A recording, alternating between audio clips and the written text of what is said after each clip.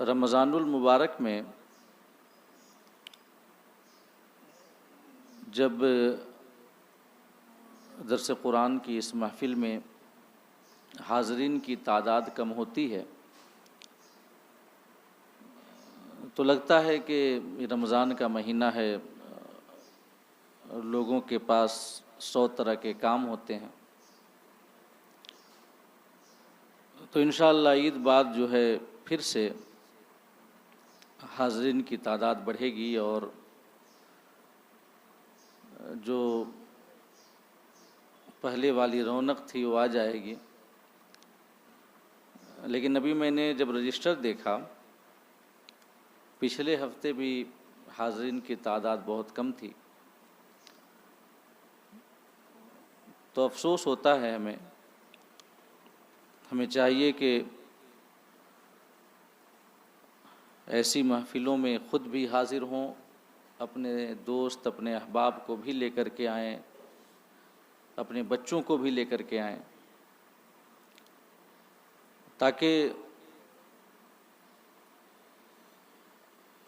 جو ہمارے دوست اور احباب ہیں ان کو دین کی سمجھ ملے اور بچوں کو ایک دینی ماحول ملے۔ اس سے قرآن سے ان کا رشتہ مضبوط ہوگا، اسلام سے ان کا رشتہ مضبوط ہوگا، عقائد و اعمال کی پختگی حاصل ہوگی۔ تعجب ہوتا ہے کہ غیروں کی جو محفلیں ہوتی ہیں دوسرے لوگوں کی، تو ان کی محفلوں میں حاضرین کی تعداد بڑی کثیر ہوتی ہے، دور دور سے لوگ چلے آتے ہیں، لوگ پکڑ پکڑ کر کے لے کر کے آتے ہیں۔ اور ہمارے یہاں جو محفلیں ہیں، جو جینوئن محفلیں ہیں، جہاں پر قرآن کی باتیں ہوتی ہیں، احادیث کی باتیں ہوتی ہیں، جو عام طور سے اجلاس ہوتے ہیں، میں ان کی بات نہیں کرتا کیونکہ ان کی حالت واقعتاً کافی خراب ہو چکی ہے، لیکن ایسی محفلیں جو ہم منعقد کرتے ہیں، جو یہ ہماری درس قرآن کی محفل ہے، یہ سمجھ لیں کہ ایک جنوئن محفل ہے، جہاں پر بڑی ذمہ داری کے ساتھ قرآن و احادیث کی باتیں بیان کی جاتی ہیں اور لوگوں کی اصلاح کی کوششیں کی جاتی ہیں۔ تو میں آپ سے استدعا کروں گا، یہ درخواست کروں گا کہ جیسے آپ خود تشریف لاتے ہیں ویسے اپنے دوست اپنے احباب اپنے بال بچوں کو بھی لانے کی کوشش کریں، حاضرین کی تعداد کو بڑھائیں، ایک رونق ہو، ایک جب درس قرآن کی محفل ہے تو درس قرآن، اور ایسا بھی نہیں ہے کہ خوب چیخ پکار والی بھاگم بھاگ والی تقریر ہے، ایسا نہیں ہے، بلکہ بڑی وقار کے ساتھ، تمکنت کے ساتھ، سنجیدگی کے ساتھ باتیں بیان کی جاتی ہیں، اور وقار مومن کا بہت بڑا گہنا ہے، اسے نہیں چھوڑنا چاہیے کبھی۔ حقیقت یہی ہے، جو رسمی اجلاس جو ہم منعقد کرتے ہیں ان میں جو وقار اور تمکنت ختم ہو گیا ہے، تو عام طور سے لوگ تمام محفلوں کو ایک ہی لاٹھی سے ہانک لیتے ہیں اور سمجھتے ہیں کہ سب ایک ہی طرح ہیں، تو ایسا نہیں ہے۔ لوگوں کو بتائیں، انہیں لے کر کے آنے کی کوشش کریں، یقین جانیں کہ اگر آپ کی کوشش کی وجہ سے کوئی ایک شخص بھی حاضر ہوا اور عمل کر لیا تو یہ آپ کے لیے دنیا اور آخرت کی سعادتوں کی وجہ بن سکتا ہے، دنیا اور آخرت کی کامیابیوں کا باعث ہو سکتا ہے، کیونکہ ہماری وجہ سے کسی ایک شخص کی اصلاح ہو جائے یہ سب سے بڑی نعمت ہے۔ کوئی شخص ہماری وجہ سے گناہوں کی زندگی کو چھوڑ کر کے نیکیوں کی زندگی کی جانب آ جائے اور ہم اس کے سبب بنیں، ہماری کوششیں اس کا سبب بنیں، تو یہ ہمارے لیے انتہائی سعادت کی بات ہے، اور یہ عمل اللہ کی بارگاہ میں بڑے اجر کا ہمیں حقدار بناتا ہے۔ تو میں آپ سے یہ عرض کروں گا کہ حاضرین کی تعداد کے لیے کوشش کریں، ہر شخص کوشش کرے، ہر شخص۔ دیکھیے دین کے حوالے سے ذمہ داری فقط علماء کی نہیں ہے، ہاں ان کی بالخصوص ذمہ داری ہے، ان کی خاص طور سے دوسروں سے زیادہ یہ ان کے اوپر فرض ہے کہ وہ کوشش کریں اصلاح کی، لیکن دین کے حوالے سے ذمہ داریاں ہر مسلمان پر ہیں، اور ہر مسلمان پر یہ فرض ہے کہ جہاں تک ہو سکے وہ لوگوں کو بھلائی کے کاموں کا بتانا، برائی سے روکنا، امر بالمعروف اور نہی عن المنکر جسے کہا جاتا ہے وہ اس پہ عمل کرے، یہ ہر شخص کی ذمہ داری ہے۔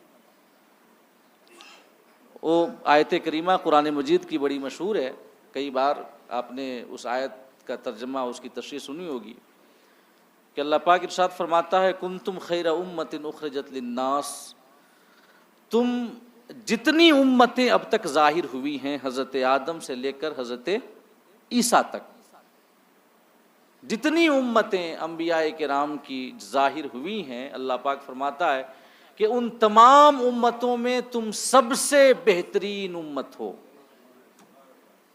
تمہارا مقام سب سے زیادہ ہے، تمہارا درجہ سب سے اونچا ہے، تمہاری فضیلت سب سے زیادہ ہے، خیر امت تم ہو، بہترین امت تم ہو۔ اب اس کے بعد جو اس کی وجہ بیان کی کہ بہترین امت کیوں ہو تم، کیوں تمہیں یہ فضیلت ملی ہے، کیوں تمہیں یہ مقام و منصب ملا ہے کہ تم تمام امتوں میں سب سے افضل مقام رکھتے ہو، تو اللہ رب العزت نے وہ وجہ بھی بیان کر دی کہ تأمرون بالمعروف وتنہون عن المنکر، تم امر بالمعروف اور نہی عن المنکر کا فریضہ انجام دیتے ہو۔ امر بالمعروف یعنی بھلائی کا حکم دینا، لوگوں کو اچھی باتیں بتانا، اچھے کاموں کی جانب لوگوں کو رغبت دلانا، کوشش کرنا بھرپور کہ ہماری وجہ سے ہمارا مومن بھائی گناہوں کی زندگی چھوڑ کر کے نیکیوں کی جانب آ جائے، دنیا داری چھوڑ کر کے دین کی جانب مائل ہو جائے، یہ امر بالمعروف ہے۔ اور نہی عن المنکر یعنی کہ غلط کاموں سے روکنا، اگر کوئی ہمارا بھائی جو ہے غلط کام کر رہا ہے تو ہماری ذمہ داری بنتی ہے کہ ہم اسے روکیں۔ اسی آیت کریمہ کی تلاوت کی حضرت عمر فاروق اعظم رضی اللہ تعالی عنہ نے، تو آپ نے ارشاد فرمایا کہ لوگوں اللہ پاک نے تمہیں خیر امت کا مقام دے دیا ہے۔ حضرت عمر نے اپنے خطاب میں بیان کیا کہ اللہ پاک نے تمہیں تمام امتوں میں سب سے افضل بنایا ہے، اور ساتھ میں وجہ بھی بیان کر دی ہے، اور وہ وجہ کیا ہے کہ تم چونکہ لوگوں کو اچھائی کا حکم دیتے ہو، برائی سے روکتے ہو، اس وجہ سے تم سب سے بہترین امت ہو۔ اللہ پاک نے وجہ بیان کر دی ہے۔ اس کے بعد حضرت عمر نے فرمایا کہ تو جو شخص خیر امت کا مقام پانا چاہتا ہے، خیر امت کی فضیلت حاصل کرنا چاہتا ہے، اس کے لیے ضروری ہے کہ وہ اس وجہ کو اپنائے، یعنی لوگوں کو اچھی باتیں بتائیں اور ان کو برائیوں سے روکیں۔ یہ حضرت عمر رضی اللہ تعالیٰ عنہ کا فرمان ہے۔ اسی قرآن مجید کی جو میں نے آیت کریمہ پڑھی اس کی روشنی میں آپ نے بیان کیا، تو یہ ہم سب کی ذمہ داری ہے، لوگوں کو اچھائی کی جانب لے کر کے آنا، اصلاح کی کوشش کرنا، یہ ہر مومن کی ذمہ داری ہے، اپنے استر پہ، اپنے لیول پہ ہر شخص کوشش کرے۔ اور اس کا نام ہی یہ جو تنظیم ہے جہاں پر ہم ہر ہفتہ آتے ہیں درس قرآن کی محفل میں، قرآن مجید سمجھتے ہیں، علم حاصل کرتے ہیں، اس کا نام ہی اصلاح معاشرہ ہے۔ اصلاح معاشرہ کا مطلب کیا ہوتا ہے؟ سماج کی اصلاح کرنا، سماج کی درستگی کے لیے کوششیں کرنا۔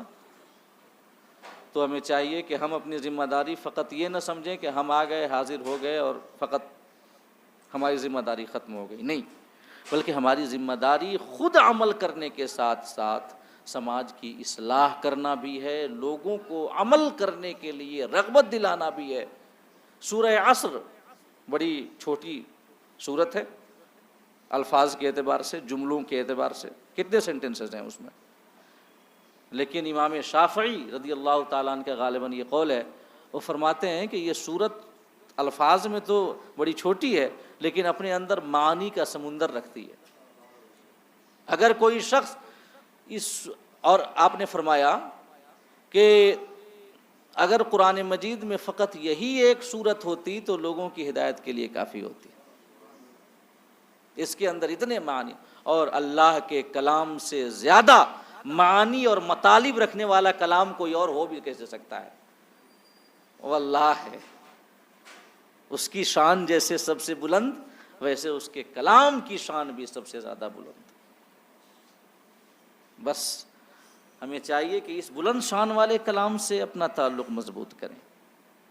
تو سورہ عصر میں کیا فرمایا اللہ پاک نے؟ والعصر ان الانسان لفی خسر.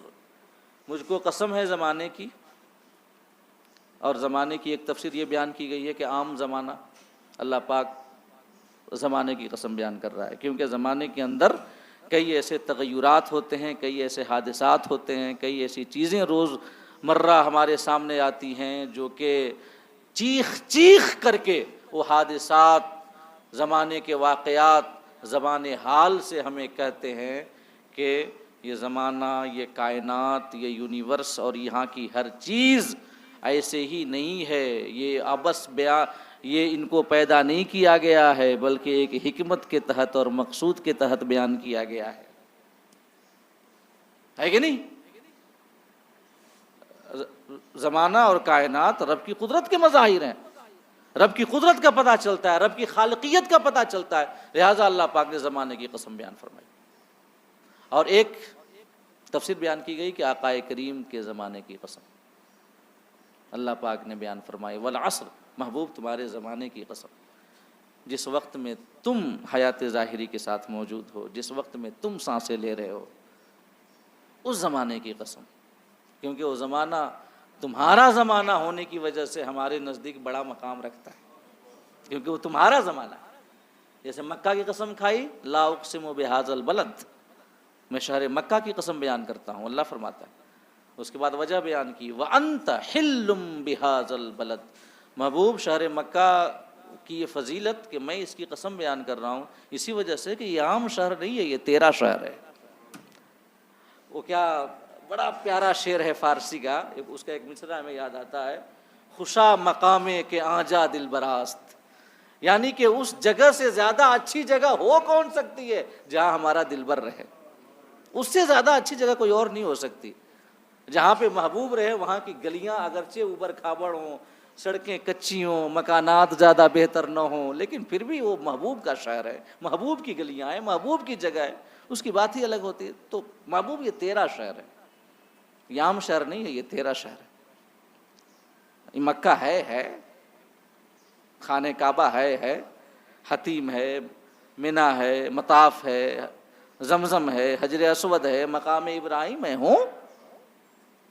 لیکن میں ان کی قسم، جو اس شہر کی قسم کھا رہا ہوں یا بیان کر رہا ہوں، یہ اس وجہ سے نہیں کہ یہاں پہ کعبہ ہے، مطاف ہے، حجر اسود ہے، اس کے آس پاس کے علاقے میں منی ہے، عرفات ہے، اس وجہ سے نہیں، زمزم ہے، صفا مروہ ہے، نہیں. وَأَنْتَ حِلٌّ بِهَذَا الْبَلَدِ، یہ تیرا شہر ہے، بس اس وجہ سے. تو زمانے کی قسم یعنی محبوب کے زمانے کی قسم. اس کے بعد فرمایا ان الانسان لفی خسر، انسان خسارے میں ہے، سارے انسان. لیکن 4 قسم کے لوگ خسارے میں نہیں ہیں، یا یہ کہیں کہ جنہوں نے یہ 4 صفتیں اپنے اندر پیدا کر لی وہ خسارے میں نہیں ہے. الا الذین آمنوا، پہلی صفت ایمان لے آئے، کیونکہ کفر سے بڑا ظلم نہیں، کفر سے بڑا خسارہ نہیں، کفر سے بڑا نقصان نہیں. پہلی صفت ایمان بنیاد ہے، یہ نہیں تو کچھ نہیں.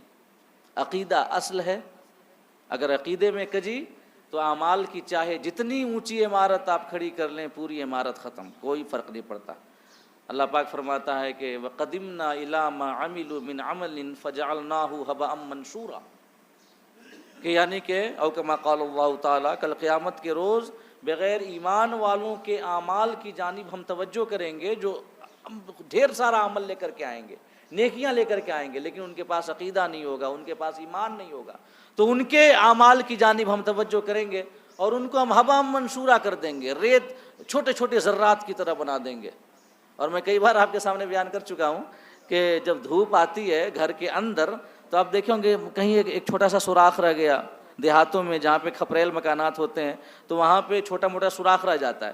تو اس سوراخ سے جب دھوپ میں سورج کی روشنی اندر آتی ہے تو آپ نے غور کیا ہوگا کہ پورے کمرے میں اندھیرا ہے اور ایک لکیر روشنی کی آ رہی ہے، تو اس روشنی کی لکیر میں غور کیجئے گا نا تو چھوٹے چھوٹے چھوٹے چھوٹے ذرات آپ کو ناچتے ہوئے نظر آئیں گے، ہے نا؟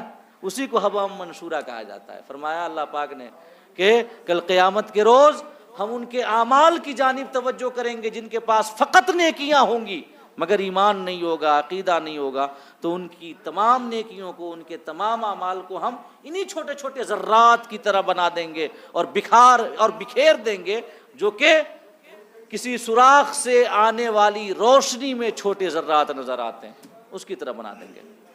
ایمان پہلی شرط۔ اس کے بعد فرمایا وَعَمِلُوا الصَّالِحَاتِ، نیک عمل کریں۔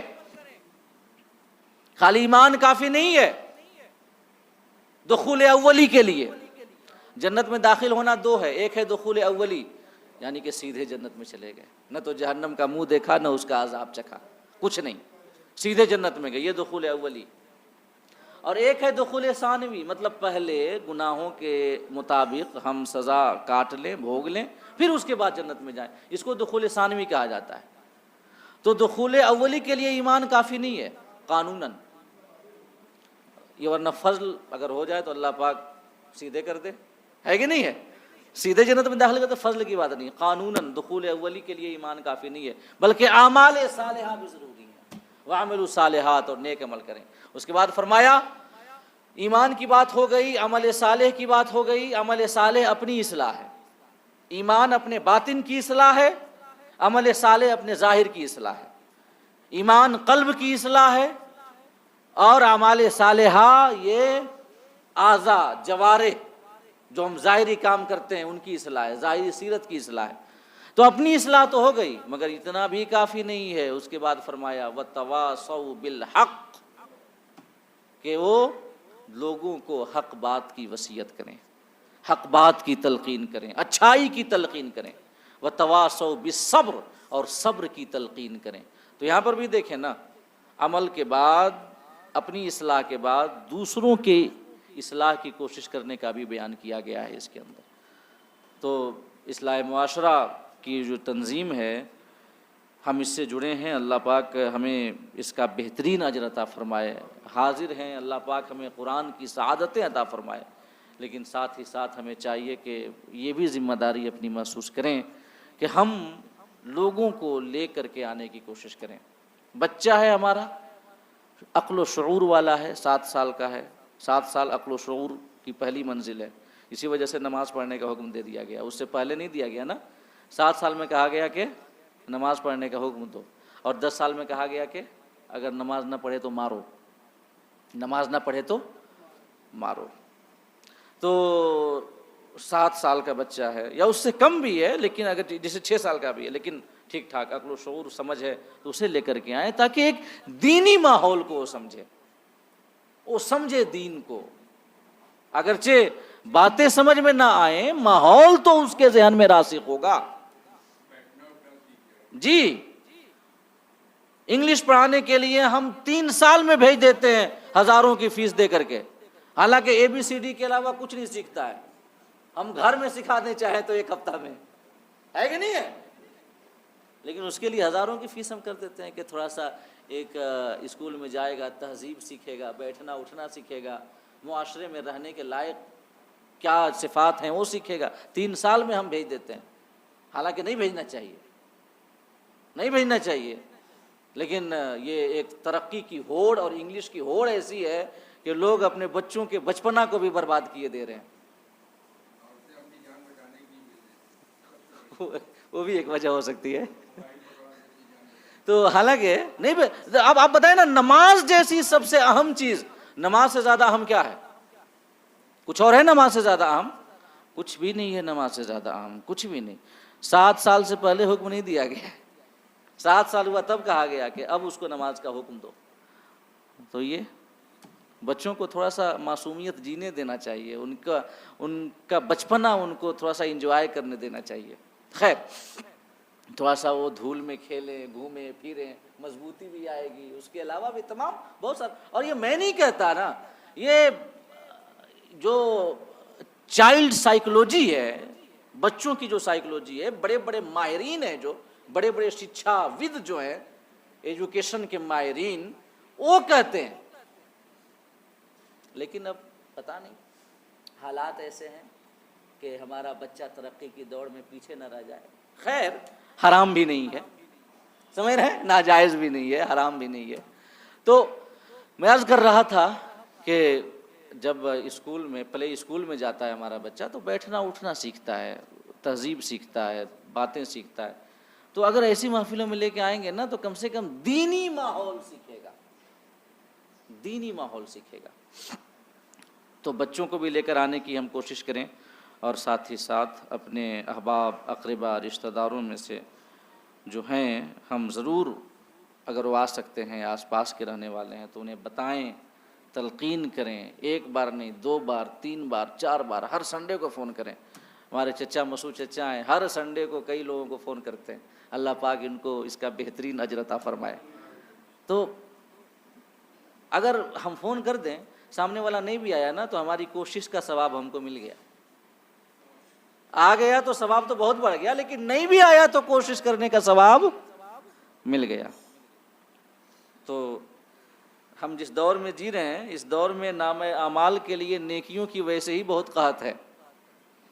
تو جہاں سے بھی نیکیاں ملیں بٹور لیں، سمجھ رہے ہیں. فون کرنے میں کیا جاتا ہے، کتنا لگتا ہے؟ ایسے بھی آج کل تمام موبائل فری ہے، سب لوگ تو فری والا ریچارج کراتے ہیں نا، تو کیا جاتا ہے، 1 منٹ لگتا ہے. تو نیکیاں بٹورنے کے لیے، اپنے نام اعمال میں نیکیاں جمع کرنے کے لیے ہمیں زیادہ سے زیادہ کوشش کرنی چاہیے. سورہ کہف کی آیت نمبر 51 کے بارے میں میں آپ کے سامنے بالتفصیل گفتگو کر چکا ہوں. آج آیت نمبر 52 کے حوالے سے اور 53 کے حوالے سے کچھ باتیں آپ کے سامنے انشاءاللہ بیان کروں گا. اللہ پاک ہم سب کو کہنے اور سننے سے زیادہ عمل کرنے کی توفیق عطا فرمائے.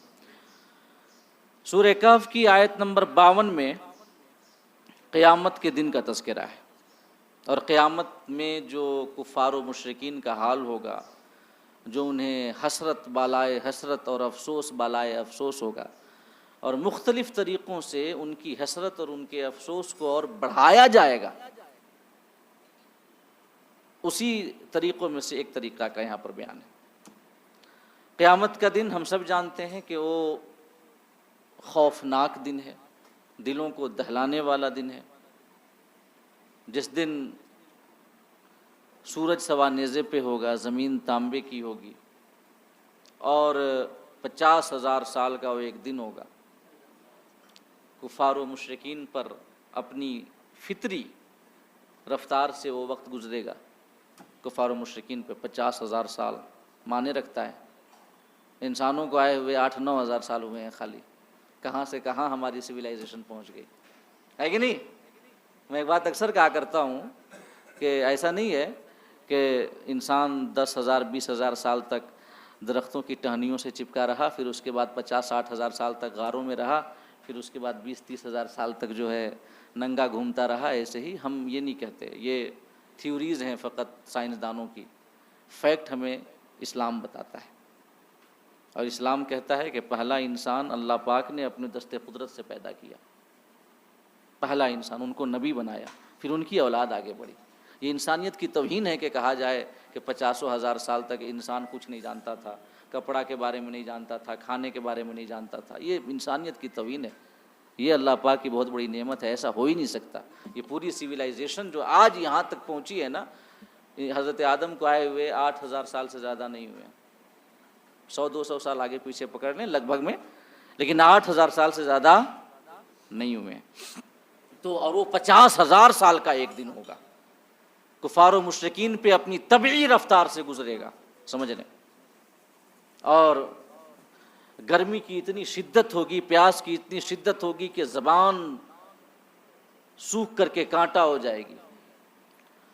پسینہ اتنا نکلے گا کہ کسی کے ٹخنے تک، کسی کے گھٹنے تک، کسی کی کمر تک، کسی کے سینے تک، کسی کے مونڈے تک، کسی کے کانوں تک کوئی ڈبکیاں کھاتا ہوگا.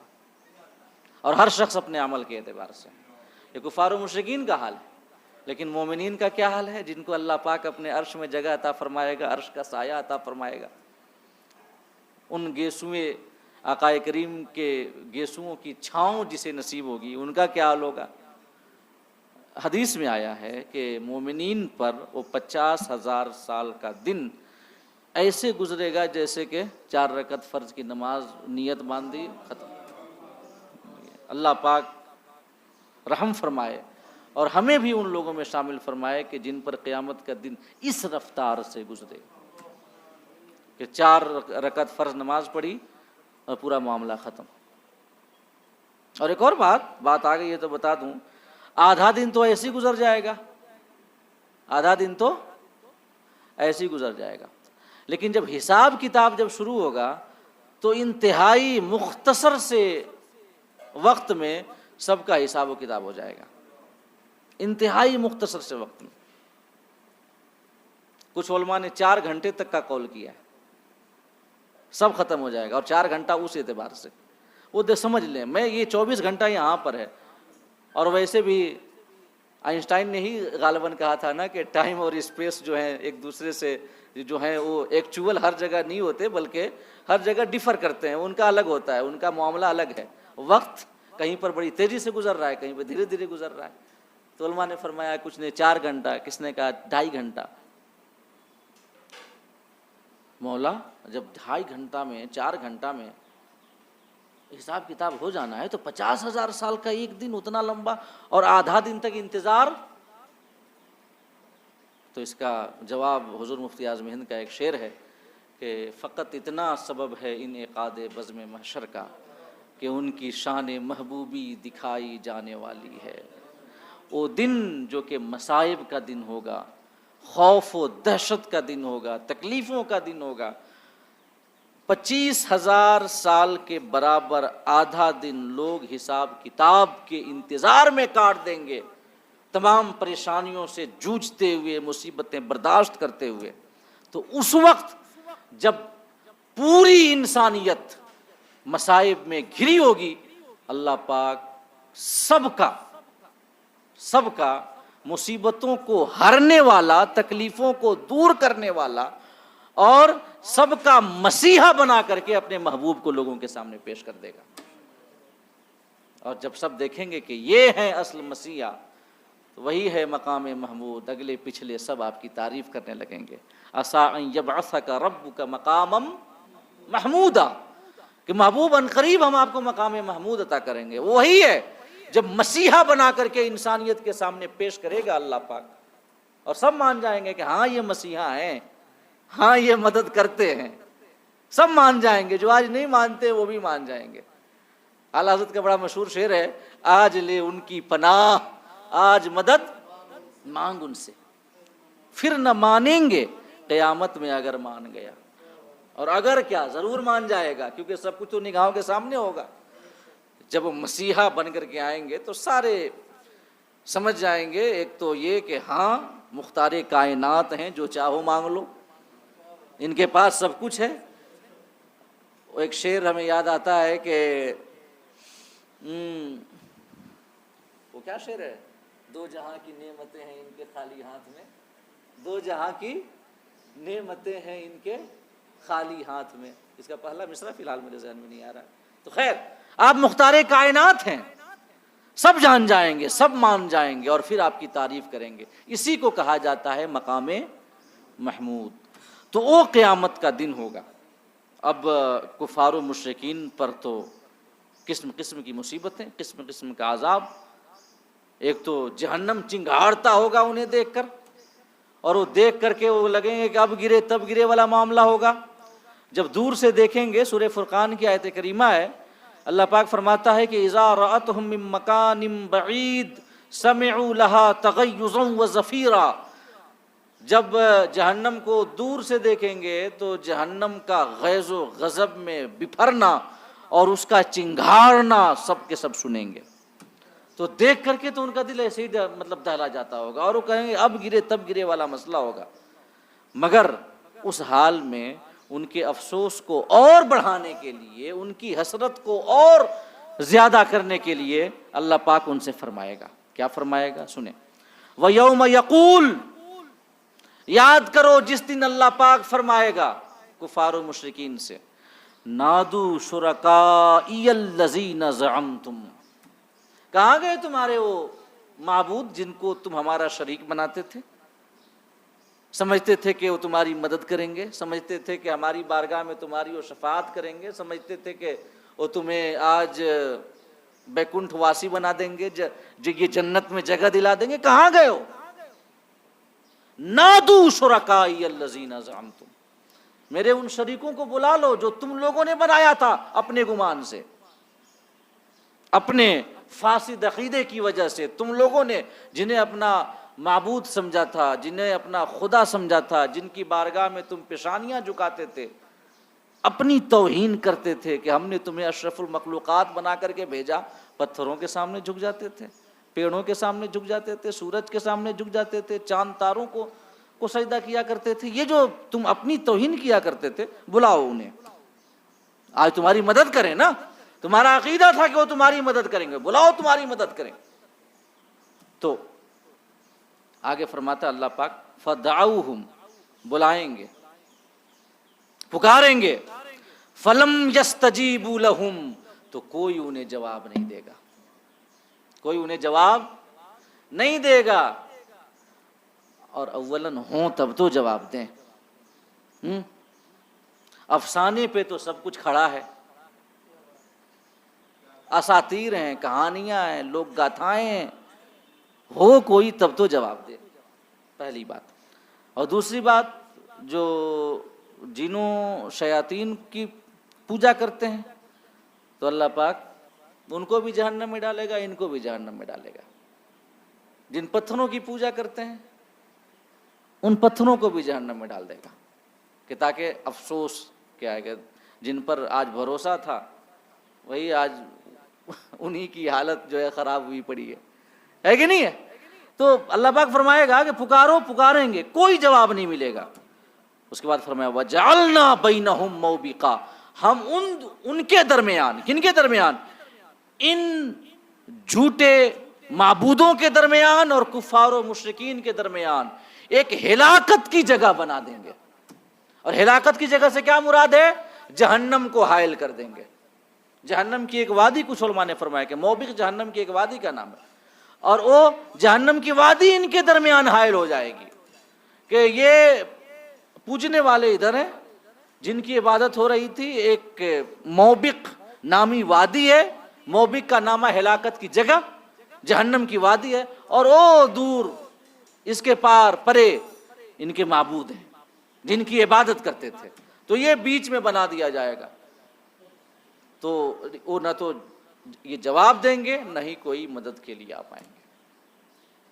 تب ظاہر سی بات ہے افسوس زیادہ ہوگا، کہ جن پہ بھروسہ ہو کہ نہیں یہ میری مدد کریں گے، اگر وہی عین وقت پہ جو ہے مدد سے ہاتھ اٹھا لیں تو اس وقت ظاہر سی بات ہے ایک مدد نہ ہو اس کا تو دکھ ہوتا ہے، اس نے مدد نہیں کی اس کا دکھ زیادہ ہوتا ہے کہ نہیں؟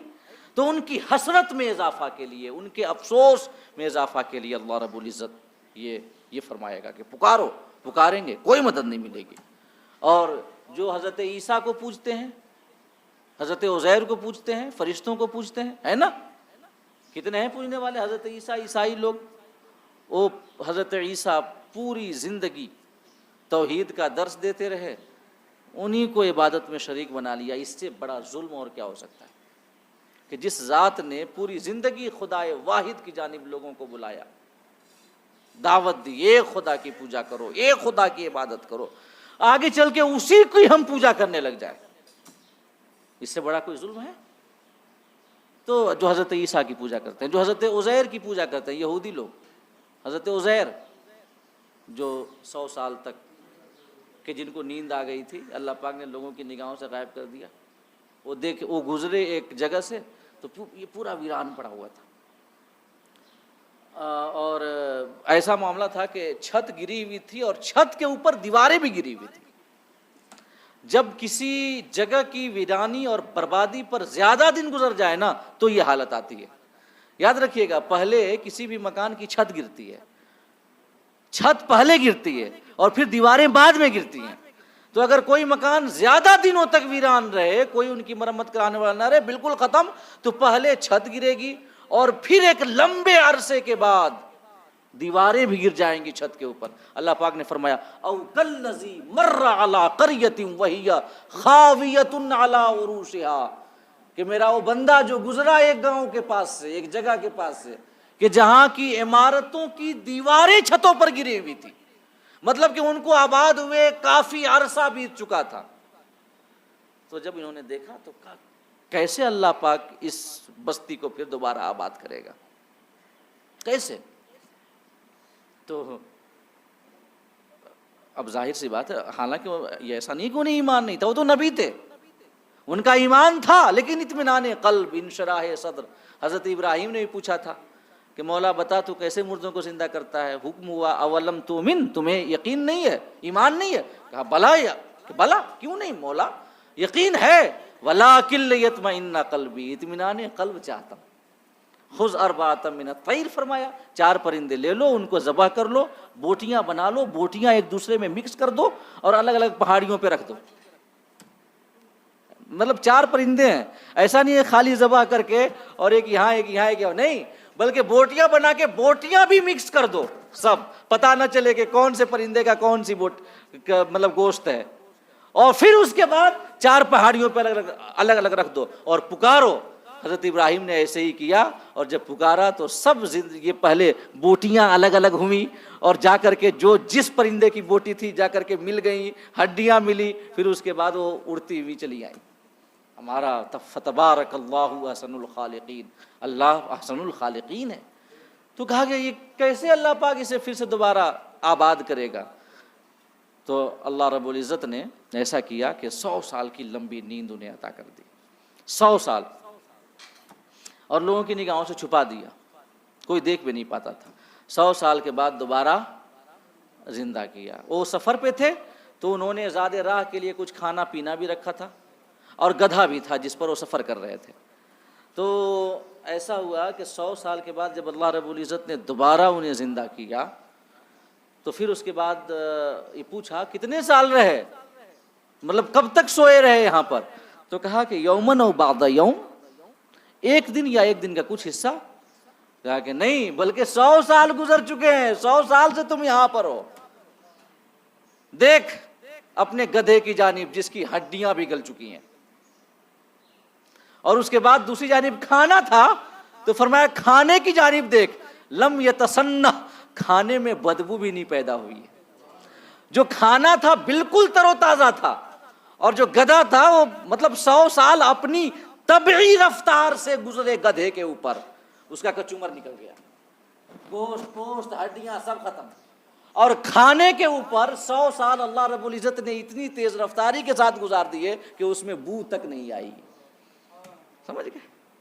یہ ریلیٹیو ہے، وقت ریلیٹیو ہے، سمجھ گئے؟ ایسا ہو سکتا ہے کہ کسی کے اوپر وقت بڑی تیزی سے گزر جائے، سائنس مانتی ہے آج، اور کسی کے اوپر یہ اپنی طبعی رفتار سے گزرے. بس اسپیس اور جگہ جو ہے الگ الگ ہونی چاہیے، سائنس کہتی ہے.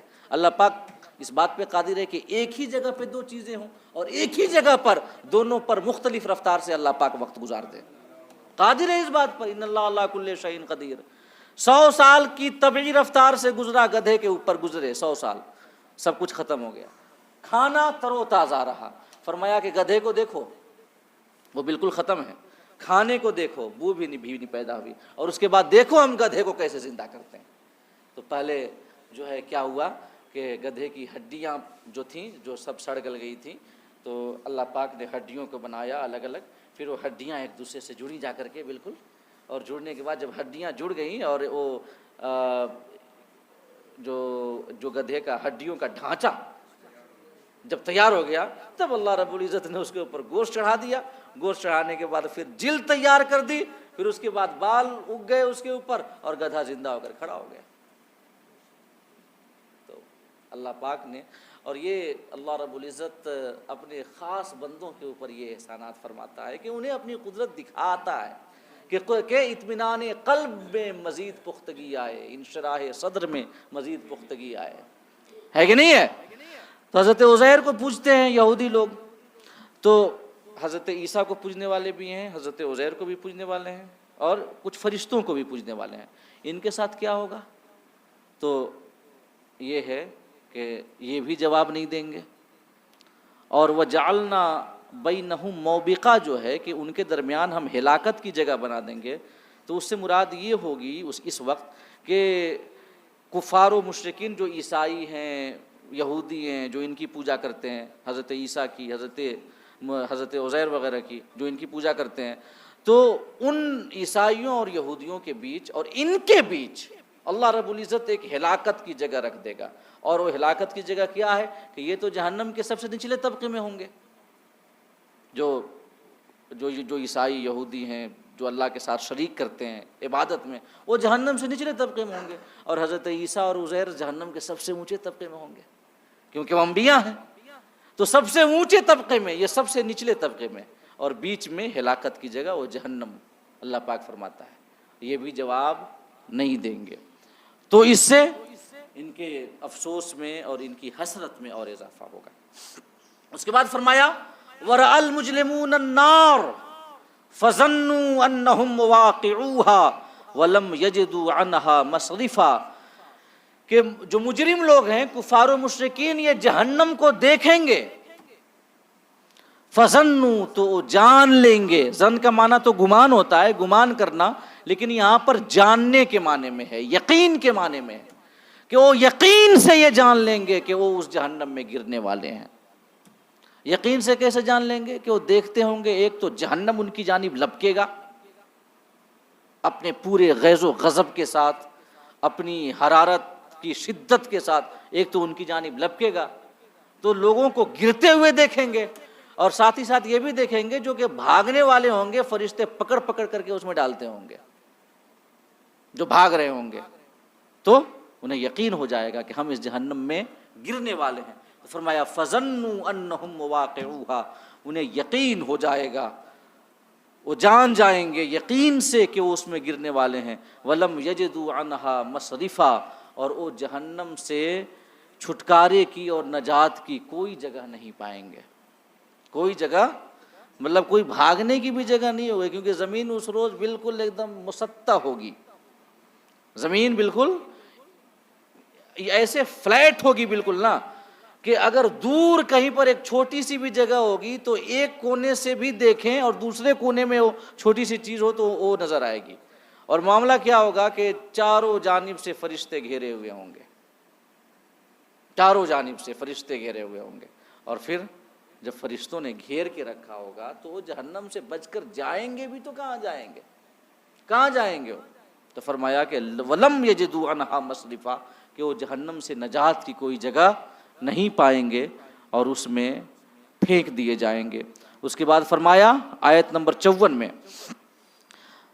وَلَقَدْ صَرَّفْنَا فِي هَذَا الْقُرْآنِ لِلنَّاسِ مِنْ كُلِّ مَثَلٍ، کہ ہم نے اس قرآن میں ہر طرح کی مثالیں بیان کی ہیں، طرح طرح سے مثالیں بیان کی ہیں، مختلف اسالیب کے ذریعے مثالیں بیان کی ہیں. اس سے پہلے بات جب چلی کہ کفار و مشرکین نے کہا کہ ہم فقیر مسلمانوں کے ساتھ نہیں بیٹھیں گے، ان کے کپڑے جو ہوتے ہیں کھردرے ہیں اور ان سے بدبو آتی ہے معاذ اللہ رب العالمین، تو ہم ان کے ساتھ نہیں بیٹھ سکتے، ان کا سوشل اسٹیٹس ہمارے سامنے کچھ نہیں ہے، ہم بیٹھیں گے تو ہماری بے عزتی ہوگی. جب کفار نے کہا تھا تو یہ سمجھانے کے لیے اللہ رب العزت نے کتنی مثالیں بیان کی. دو بھائیوں کی مثال پہلے بیان کی، ایک امیر تھا ایک غریب تھا، ایک نے باغات بنائے دوسرے میں سب صدقہ کر دیا. اس کے بعد دنیاوی زندگی کی مثال بیان کی کہ دنیاوی زندگی کی کیا مثال ہے. کئی ساری مثالیں اللہ پاک نے ابھی بیان کی، یہ پچھلی آیات میں ان کفار و مشرکین کے فخر و غرور اور تکبر کا جواب اللہ پاک نے بیان کیا. ایسے ہی قرآن میں جگہ جگہ مختلف قسم کی مثالیں بیان کی گئی ہیں، اور یہاں پر چھوٹی سے چھوٹی مثال بھی بیان کی گئی ہے، بڑی سے بڑی مثال بھی بیان کی گئی ہے. اور جب کفار و مشرکین نے جب اعتراض کیا تھا کہ یہ چھوٹی چھوٹی مثالیں بیان کر کے کیا ثابت کرنا چاہتے ہیں، اللہ پاک نے جواب ارشاد فرمایا تھا کہ ان اللہ لا یستحیی ان یضرب مثلا ما بعودۃ فما فوقها، کہ اللہ پاک حیا نہیں فرماتا کہ چاہے تو وہ مچھر کی مثال بیان کرے یا چاہے تو مچھر سے بڑے کسی اور چیز کی مثال بیان کرے. یعنی کہ لوگوں کو سمجھانے کے لیے، اپنے بندوں کو بتانے کے لیے، حق و باطل میں تمیز دینے کے لیے اللہ رب العزت چھوٹی سی چھوٹی مثال بھی، مچھر کی مثال بیان کر سکتا ہے، کیونکہ اصل مقصود ہدایت ہے۔ قرآن کتاب ہدایت ہے، قرآن کتاب ہدایت ہے۔ اور یہ ان لوگوں کو سوچنا چاہیے جو کفار و مشرکین آج سے 1400 سال پہلے کے تھے، جو کہتے تھے کہ کیا چھوٹی چھوٹی مثالیں بیان کر کے، ان کے سامنے کون سی سائنس اور ٹیکنالوجی تھی اس زمانے میں کہ یہ بڑی بڑی مثالیں، کہ جو ہے راکٹ کی مثالیں دی جاتی، ہوائی جہاز کی مثالیں بیان کی جاتی، بتائیے نا۔ یہ تو اس زمانے کی بات تھی، اور قرآن تو اس زمانے کے لیے بھی شان ہدایت اپنے اندر رکھتا ہے کہ نہیں؟ ان کو سوچنا چاہیے کہ ہم ہیں جیسے۔ تو اللہ پاک نے فرمایا کہ ان اللہ لا یستحی، اللہ حیا نہیں فرماتا کہ وہ چاہے تو لوگوں کو بتانے کے لیے، حق و باطل میں تفریق دینے کے لیے مچھر کی مثال بیان کرے۔ اصل مقصود جو ہے سمجھانا ہے لوگوں کو، ہے کہ نہیں؟ کیا ضرورت ہے یہ خوب فصاحت و بلاغت سے پر زبان چبا چبا کر کے لمبے لمبے جملے بولنا، جیسے پشاور خطبہ کرتے ہیں، ہے نا، تقریروں میں۔ آقا کریم نے فرمایا کہ قیامت کے قریب لوگ باتیں زبان چبا چبا کر کے کریں گے، اور زبان چبا چبا کر کے بات کرنے سے مراد کیا ہے کہ وہ بتکلف فصاحت و بلاغت کا استعمال کریں گے، بتکلف الفاظ اعلیٰ درجے کے استعمال کریں گے، بتکلف جملوں کی ترتیب بہتر رکھیں گے، بتکلف، کہ تاکہ لوگ ہمیں بہت بڑا زباندان سمجھے، بہت بڑا خطیب سمجھیں کہ بندہ کتنا ماہر ہے یار، بولتا ہے تو لگتا ہے کہ ندی میں پانی بہہ رہا ہے کہ نہیں؟ تو کیا جو آقا کریم صلی اللہ علیہ وسلم نے جو خطاب فرمایا، ہمارے پاس ان کے خطاب کا نمونہ تو موجود ہے نا احادیث کے اندر۔ اللہ پاک ہمارے علماء محدثین پہ رحم فرمائے کہ آقا کی سیرت کا ہر پہلو ہمارے لیے محفوظ کر دیا ہے، ان کی قبروں پہ رحمت و انوار کی بارشیں برسائے۔ یقیناً یہ اتنا بڑا کام ہے کہ کوئی قوم، یہ چاہے جو بھی ہوں، کیا عیسائی لوگ حضرت عیسیٰ کی پوری زندگی بتا سکتے ہیں؟ یہودی لوگ حضرت موسیٰ، حضرت عزیر کی پوری زندگی بتا سکتے ہیں؟ نہیں بتا سکتے ہیں۔ اور ہم سے پوچھ لیجئے، ولادت سے لے کر کے یہ ظاہری دنیا سے کوچ فرمانے تک ایک تفصیل ہمارے سامنے موجود ہے، اور اس میں بھی حکمت ہے۔ اس میں حکمت یہ ہے کہ آقا کریم صلی اللہ علیہ وسلم کی سیرت مکمل نمونہ ہے پورے زمانے کے لیے اور ہر قسم کے انسانوں کے لیے، چاہے جو جس پروفیشن سے جڑا ہو، جس کام سے جڑا ہو، آقا کریم کی سیرت اس کی رہنمائی کرے گی، ہے کہ نہیں؟ آقا کریم کی سیرت اتنی جامع ہے۔ تو میں عرض کر رہا ہوں اور یہ بتانا چاہتا ہوں آپ کو کہ آقا کریم صلی اللہ علیہ وسلم کی مکمل سیرت جو ہے ہمارے پاس محفوظ ہے۔ اللہ پاک ہمارے محدثین پر، ہمارے علماء پر رحم فرمائے کہ انہوں نے پورا کا پورا ہمارے سامنے محفوظ کر دیا ہے۔ تو میں کیا بیان کر رہا تھا؟ پڑھ درود پاک، اللہم صلی علی سیدنا و مولانا محمد معدن الجود والکرم وعلی آلہ الکرام وبارک وسلم۔ ایک بار اور درود پاک پڑھیے، اللہم صلی علی سیدنا و مولانا محمد معدن الجود والکرم وعلی آلہ الکرام وبارک وسلم۔ جی یہ مثال کی بیان ہو رہی ہے کہ اللہ رب العزت نے کفار و مشرکین چھوٹی چھوٹی مثالوں پر اعتراض کرتے تھے کہ یہ چھوٹی چھوٹی مثال کیا ہے۔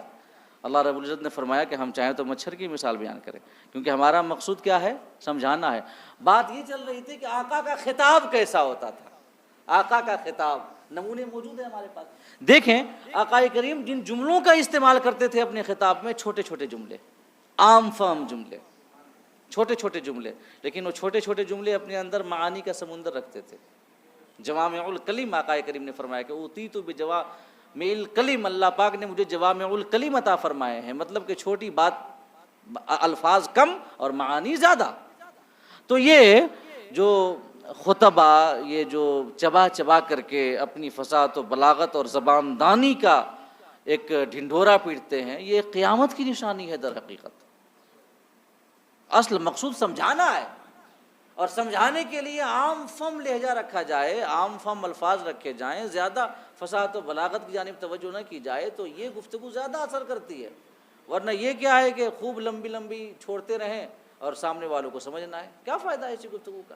تو اللہ فرماتا ہے کہ سمجھانے کے لیے ہم مچھر کی مثال بیان کر دیں، اللہ پاک اس سے حیا نہیں فرماتا۔ تو قرآن مجید میں ہر قسم کی مثالیں بیان کی گئی ہیں۔ تو فرماتا ہے وَلَقَدْ صَرَّفْنَا فِي هَذَا الْقُرْآنِ لِلنَّاسِ مِنْ كُلِّ مَثَلٍ، کہ ہم نے اس قرآن میں طرح طرح سے قسم قسم کی مثالیں بیان فرمائی ہیں لوگوں کی ہدایت کے لیے، لیکن نتیجہ کیا؟ جو انسان مطلب اس پر جو وہ رد عمل دیتا ہے، رد عمل کیا ہے؟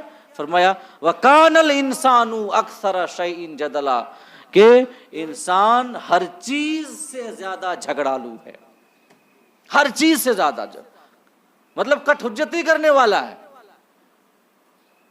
اچھی بات بھی بتائی جائے تو پھر بھی وہ اپنے اعتبار سے توڑ مڑوڑ کر کے اپنی جانب اور اپنے مطلب کا اس سے جو ہے معنی نکال لے گا، مفہوم نکال لے گا، جھگڑا کرے گا، یہ بحث و مباحثہ کرے گا۔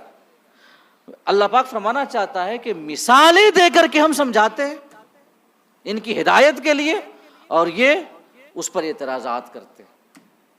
اور اس حوالے سے ایک حدیث ہمیں سمجھ میں ایک حدیث یاد آتی ہے کہ ایک بار آقا کریم صلی اللہ تعالیٰ علیہ وسلم حضرت علی اور حضرت فاطمہ کے گھر گئے، تو آقا کریم نے پوچھا کہ رات کو نماز پڑھتے ہو؟ رات کو نماز پڑھتے ہو؟ تو حضرت علی نے جواب دیا کہ یا رسول اللہ نیند کھلتی ہے پڑھ لیتے ہیں، کبھی کبھی آنکھ کھلتی ہے، یہ اللہ چاہتا ہے تو پڑھ لیتے ہیں۔ اب یہ جواب آقا کریم صلی اللہ علیہ وسلم خاموش ہوئے، وہاں سے نکلے، اور آپ نے اسی آیت کریمہ کی تلاوت کی کہ وَكَانَ الْإِنسَانُ أَكْثَرَ شَيْءٍ جَدْلًا، انسان بڑا جو ہے نا بحث کرنے والا ہے۔ آقا کریم نے پوچھا، حالانکہ وہ شانیں بڑی ہیں، یہ ان شانوں میں، ان درباروں میں، لیکن یہ ایک حدیث ہے کہ آقا نے فرمایا کہ جب یہ جواب دیا حضرت علی نے کہ یا رسول اللہ جب اللہ چاہتا ہے آنکھ کھل جاتی ہے تو پڑھ لیتے ہیں، تو اس کا جواب یہ تو مطلب اگر وہ دیتے کہ مطلب یا رسول اللہ کبھی کبھی کوتاہی ہوتی ہے دعا فرمائیں، لیکن کیا جواب کہ آنکھ کھلتی ہے اللہ پاک چاہتا ہے تو پڑھ لیتے ہیں۔ یہ جواب جب دیا تو آقا کریم صلی اللہ علیہ وسلم اسی آیت کریمہ کی تلاوت کرتے ہوئے وہاں سے آپ تشریف لے گئے کہ وَكَانَ الْإِنسَانُ أَكْثَرَ شَيْءٍ جَدَلًا، کہ انسان بڑا بحث و مباحثہ کرنے والا ہے۔ اللہ پاک یہ اس کی جبلت ہے، اس کی طبیعت ہے، اس کی فطرت ہے۔ آپ پوری تاریخ اٹھا لیں نا انبیاء کرام کی، انبیاء کرام نے 100 جتن کیے لوگوں کی ہدایت کے لیے، ان کی رہنمائی کے لیے، لیکن مطلب جواب کیا دیتے تھے وہ؟ کوئی کہتا تھا ارے یہ تو ہماری ہی طرح ہے، کوئی کہتا تھا ہماری طرح کھاتے پیتے ہیں، کوئی کہتا تھا فرشتوں کو لے کر کے آ جاؤ، کوئی کہتا تھا کہ جس عذاب کے بارے میں آپ بات کر رہے ہیں نا اس کو لے کر کے آ جائیے۔ ہمارے آقا کو کیا کیا نہیں کہا گیا، کاہن کہا، ساحر کہا، مجنون کہا، قسم قسم کی باتیں کی گئی۔ تو یہ کیا ہے؟ یہی جدل ہے، یہی مجادلہ ہے، بحث و مباحثہ ہے۔ اس سے ہمیں اللہ پاک کا کلام ہماری رہنمائی کرتا ہے کہ زیادہ بحث و مباحثہ اور مجادلہ اچھی چیز نہیں ہے۔ حق بات کو تسلیم کر لینا چاہیے، اور دل بتا دیتا ہے کہ نہیں ہاں اچھی بات ہے، یہ تو ہے نا، عقل بھی بتا دیتی ہے، فیصلہ کر دیتی ہے۔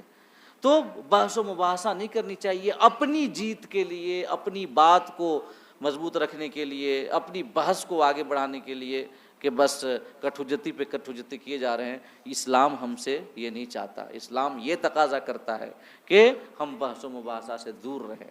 اور آج دیکھیے تو جس کو دیکھیے بحث و مباحثہ میں پڑا ہوا ہے، فالتو کی بحث و مباحثہ، یہ ڈیبیٹس جو ہوتے ہیں تو یہ تو ان کی بات ہی چھوڑیے، جو دین کے نام پہ جو بحث و مباحثہ ہوتے ہیں ان کا کوئی نتیجہ نہیں نکل رہا ہے تو باقی کی تو بات ہی چھوڑ دیجیے۔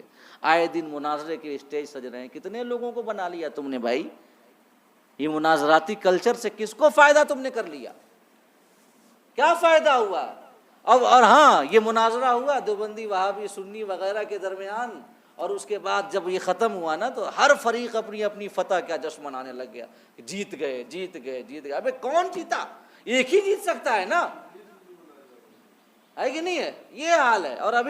اور آج کل تو بحث و مباحثہ جو ہے نا لوگوں کو اسٹار بنا دیتا ہے بھائی، ہے کہ نہیں؟ وہ اسٹار بن جاتے ہیں، پہلے کوئی پوچھتا نہیں تھا، اس کے بعد دیکھیے تو بڑے بڑے پروگرام ہونے لگ گئے۔ حقیقت ہے، حالانکہ فائدہ قوم کا کچھ نہیں ہوا، حضرت کا فائدہ ہو گیا، سمجھ رہے ہیں؟ یہ قرآن مجید کیا ہماری رہنمائی کرتا ہے؟ یہ کہتا ہے کہ نہیں، بحث و مباحثہ سے کوئی فائدہ نہیں ہے۔ کہاں آقا کریم صلی اللہ علیہ وسلم کی 23 سالہ دعوت و تبلیغ کی زندگی ہے، اس قسم کا مناظرہ آپ دکھا دیجئے تو ان کی سیرت میں، اس قسم کا جو آج وہ کہتے ہیں ہم دین کی بہت بڑی خدمت کر رہے ہیں۔ کیا خدمت؟ جیب کی خدمت کر رہے ہو بھائی تم، یہ اسی بہانے مشہور ہو جا رہے ہو، پروگرام جو ہے بڑے ہائی فائی ملنے لگ جا رہے ہیں، پہلے چھوٹے موٹے پہ اسی نکڑ پہ کرتے رہتے تھے۔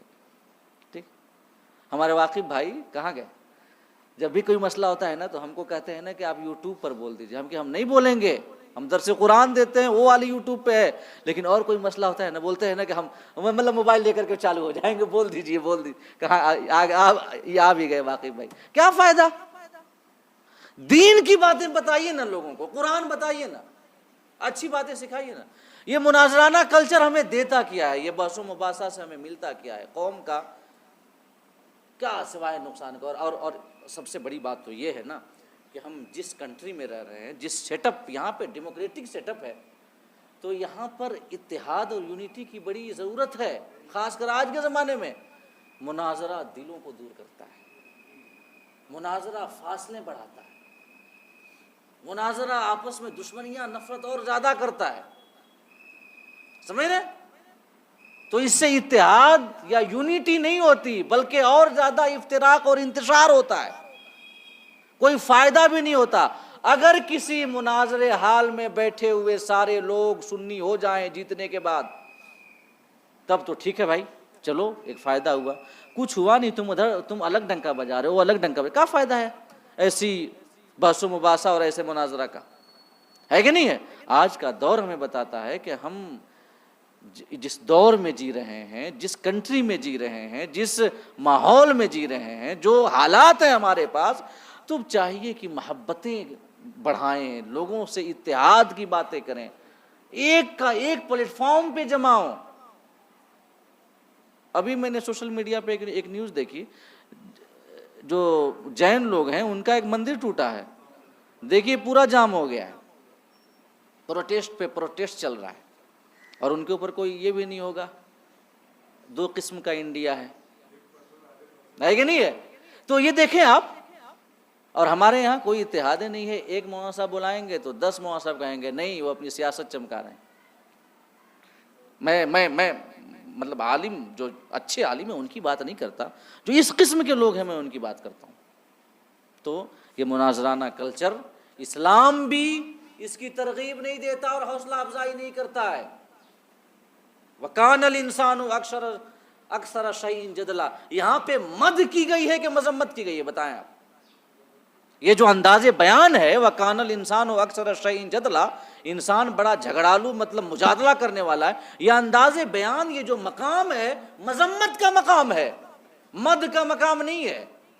اللہ پاک ہمیں توفیق دے کہ ہم قرآن کے تقاضوں کے مطابق اپنی زندگی گزاریں، دینی دنیاوی ہر قسم کے کاموں میں دین سے رہنمائی لیں، اور آقا کریم کی سیرت پر عمل کر کے اپنے ظاہر و باطن کو پاکیزہ اور ستھرا بنائیں۔